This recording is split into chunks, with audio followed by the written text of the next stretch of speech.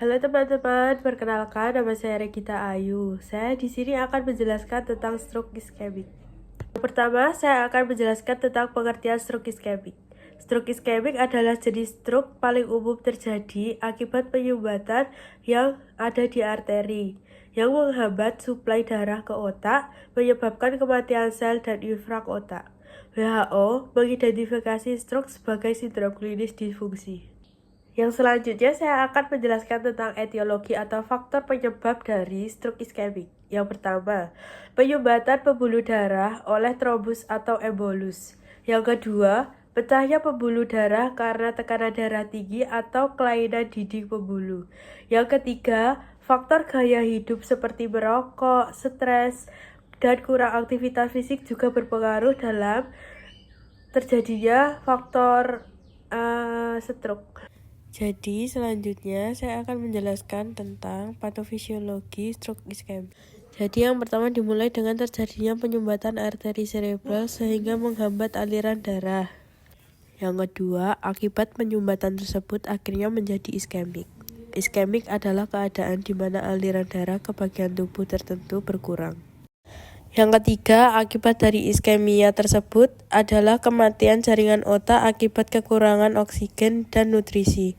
Jika tidak segera ditangani, kerusakan jaringan otak irreversibel dan menyebabkan kecacatan bahkan kematian. Di sini saya akan menjelaskan tentang faktor resiko stroke iskemik. Dibagi menjadi dua. Yang pertama, tidak dapat diubah. Usia lanjut, jenis kelamin, genetik atau riwayat keluarga.